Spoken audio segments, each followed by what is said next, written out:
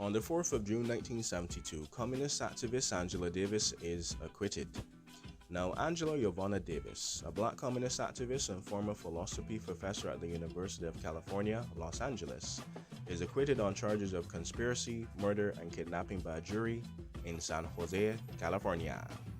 In October 1970, Davis was arrested in New York City in connection with a shootout that occurred on the 7th of August in a California courtroom. She was accused of supplying weapons to Jonathan Jackson, or JJ, who burst into a courtroom in a bid to free inmates on trial there and take hostages whom he hoped to exchange for his brother George, a black radical imprisoned in St. Quentin prison. The subsequent shootout with police, Jonathan Jackson was killed along with the Superior Court Judge Harold Haley and two other inmates as well. Davis, who had championed the cause of black prisoners and was friends with George Jackson, was indicted into the crime but went into hiding. One of the Federal Bureaus of Investigations, or FBI's most wanted criminals of the 1970s, she was apprehended only 2 months later in New York City. Her trial began in March 1972 and drew international attention because of the weakness of the prosecution's case and the obvious political nature of the proceedings as well, especially in California. In June 1972, she was acquitted of all charges, and all charges were obviously dropped. Duh.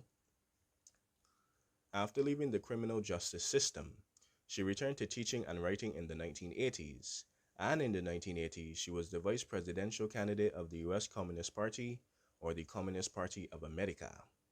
In 1991, she became a professor in the field of history of the consciousness at the University of California in Santa Cruz. Only in California, guys. 4 years later, she was appointed a presidential chair at the university amid controversy that stemmed from her communist and black militant background and past. Her writings include Angela Davis, an autobiography, and Women, Race, and Class.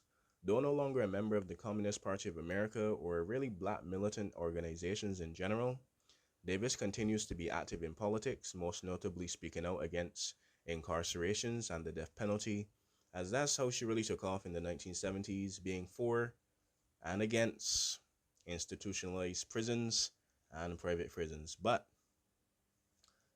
20 years later, somebody would say if the glove doesn't fit, you must acquit. And if the gun is registered in my name, but my friend took it out of my house, do I have a say in who shot the bullet, right? But on the 7th of June, 1972, Angela Davis, the Communist Party member, is acquitted of all charges. Duh.